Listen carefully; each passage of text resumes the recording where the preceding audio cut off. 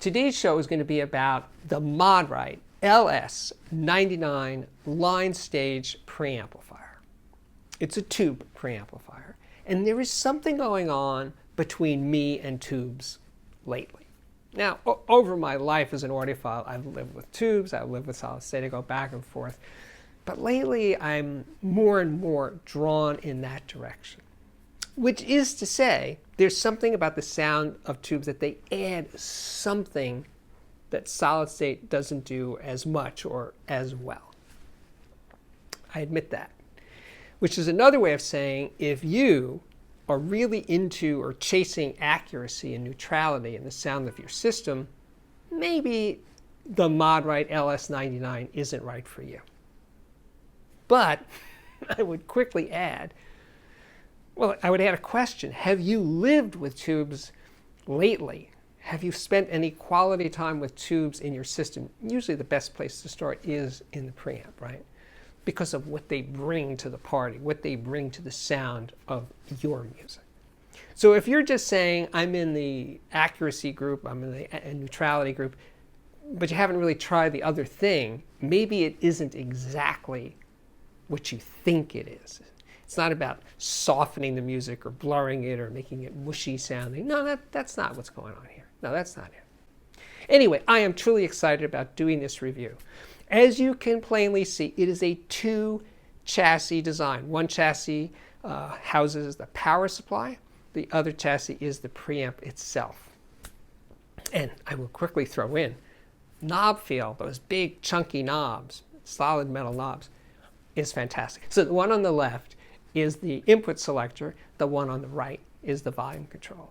And it's silky smooth. It feels really, really good. Which is good because the remote control isn't the best. It's plastic, it's lightweight, it's not a great feel, especially for a preamp that is, after all, a high-end preamp. So the preamp itself is very high-end. The remote control is very cheap, very cheap feeling.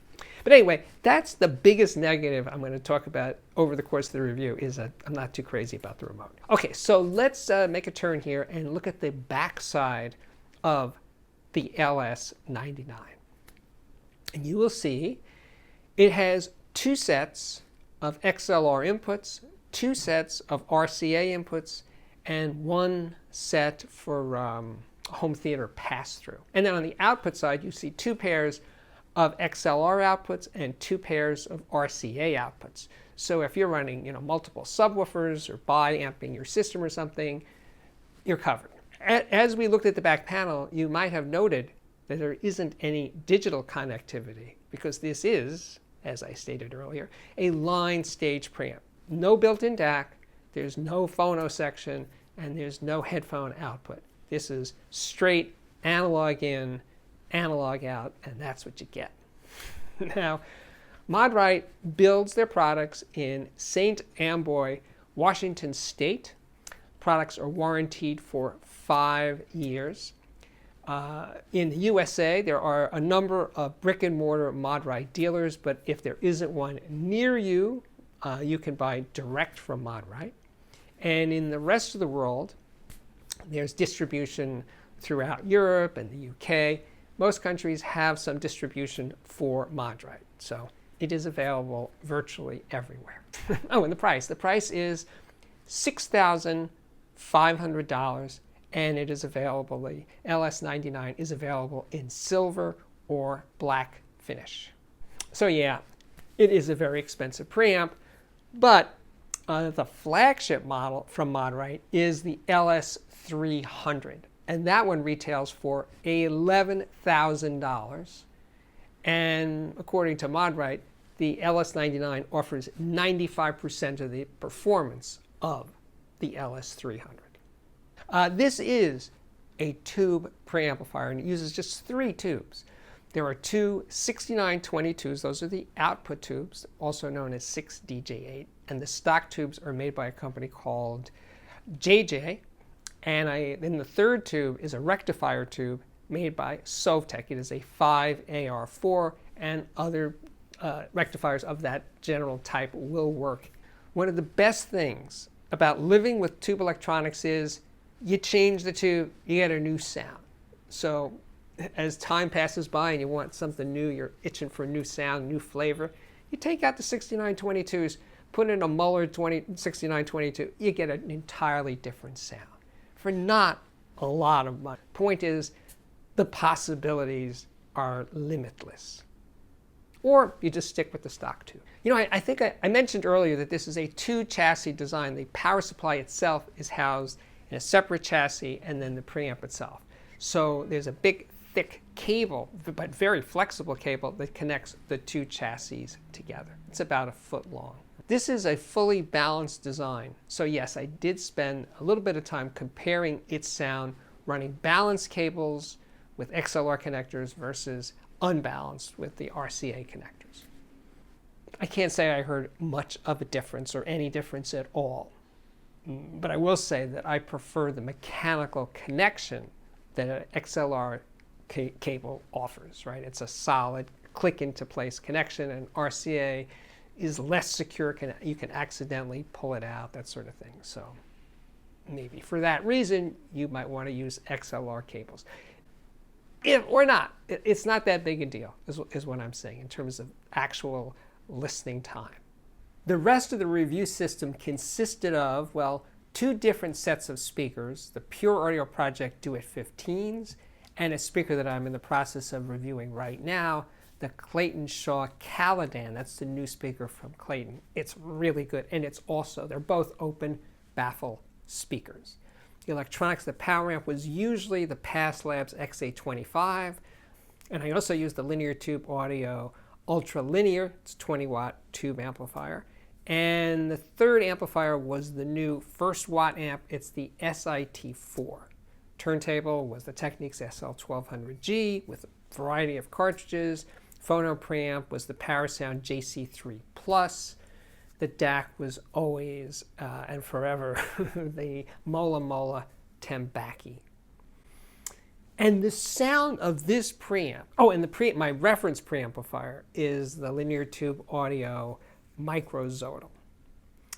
But anyway, this one is tubier than that one. Tubier in the sense of dimensionality and body and soul and texture that was coming out of the LS99 when it was in the system.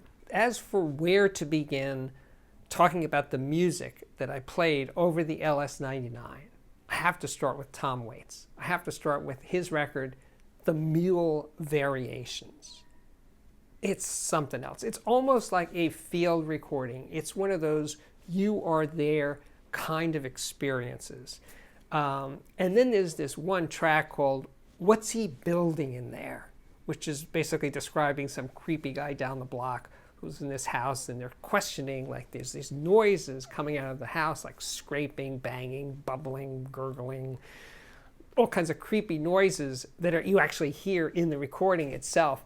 And the way those sounds appear behind Tom, it's like he's in that space. And the LS99 put me there.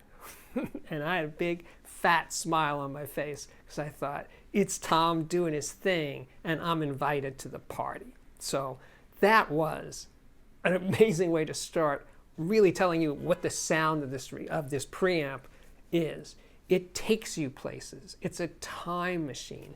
You know, I've been thinking about this recently. It's like when everything is right in an audio system, it's transporting you to that event.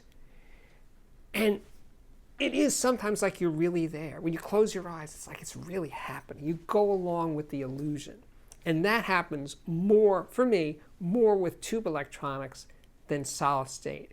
If I'm listening to the Beatles' A Hard Day's a Night soundtrack, those are very minimally produced records, and the sound of John's voice and George's voice and Paul's voice, it's so there. And this is all stuff that's happened at this point 60 years ago, 60 years ago. And I'm hearing it like it's happening right now. Now, film, I used to be a movie theater projectionist. I spent 25 years of my life in movie theaters. And of course, many years as just watching movies in movie theaters. Movies never seem real. You can get lost in the story, you can feel that connection to the movie, but you're looking at a flickering light on a screen. With sound, with great recordings over a great system, you feel like it's really happening. It does for me, and that's my goal. That's what I want. The best a system can do is take me there.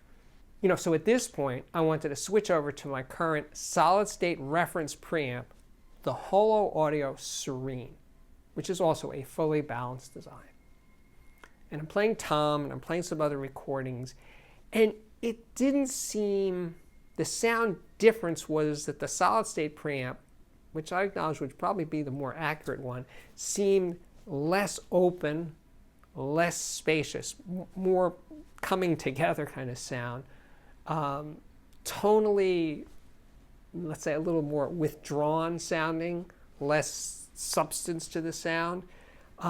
Bass might have been a wee bit tighter, but it sounded very, very clear, but flatter, less dimensionally present than the LS99. Next up, I listened to the Pixies Doolittle album, starting on the Holo Audio preamplifier. And this record is kind of thin in its balance. It's not a great sounding recording, but I love the Pixies. I love their music, especially the first go around for the Pixies more than the current Pixies. Anyway, I'm listening to this record and I'm having a good time. It's got, that kind of kinetic energy that the Pixies can dish out, and a lot of loud, soft contrasts and all that. And the Holo Audio is doing its thing, no doubt about it. So at this point, I said, okay, it's time for the switch. Took out the Holo Audio Serene, put in the LS99, went back to the Pixies, and yes, the sound was more soulful, more body, more flesh and blood to it. And Kim Deal's bass lines just throbbed more. They just bounded out of the speakers with more gusto than I was getting out of the Holo Audio. So yeah, you notice there's a theme here, right? That it keeps happening, that there's something about it. Now, I also compared the LS99 with my reference preamplifier, linear tube audio microzonal. And that one was livelier, more dynamic than the LS99. It had more contrast between loud and soft than the LS99. It was also tonally a bit leaner sounding than the LS99. But it's really good. I know why it's my reference, and it's not going anywhere.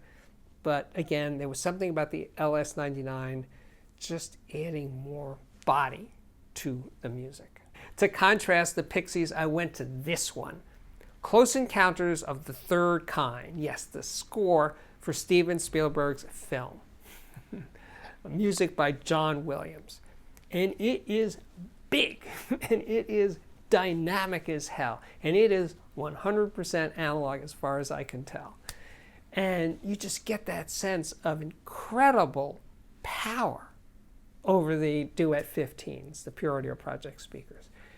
And I haven't listened to this one in a while, and I was just like, man, that is just so deep and funny and quirky. The little thing with the dialogue between the other spacecraft, the alien spacecraft, and the scientists that are beep beep beep, all that stuff.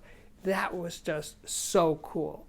And by the way, this LP, which I bought when it was new in 1978, and I played it a lot, especially back then, its surfaces are remarkably quiet. Damn, it was really, really good.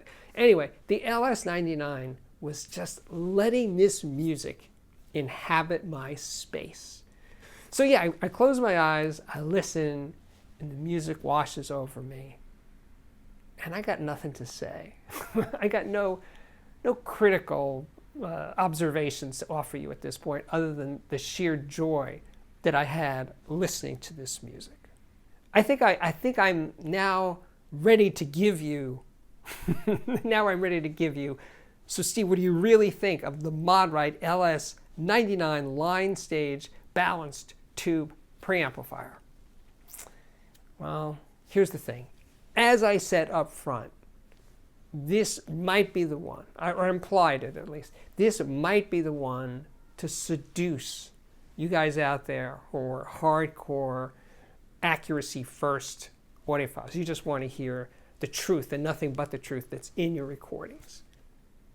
Because maybe if you heard it and you heard this extra coming out of the LS99, it might make you consider a change. Or not. Again, I'm not saying there's any right way or wrong way to approach listening to and enjoying music at home. Everybody finds their own bliss eventually, or at least I hope they do. And I think this preamp, because what it's doing to decode and release the music into your listening room, is a very special product. I think the build quality is first rate. Tube preamp with a 5-year warranty, meticulous build quality. It's got a lot going for it. It's fun. It's fun to be around. Yeah, the remote sucks, but believe me, if that's the only negative thing I have to say about it, that's pretty good. Oh, and by the way, I should have mentioned this earlier. It is a tube preamplifier, but it is really very, very quiet. You don't never sense tube hiss or noise or rumbling or anything like that. No, it's pretty darn quiet. And it is now time we take that next step and go to the audiophiliac viewer system of the day. This is Dan's bedroom DJ system. Dan lives in Brighton, UK. Now his speakers are Harbeth P3 ESR.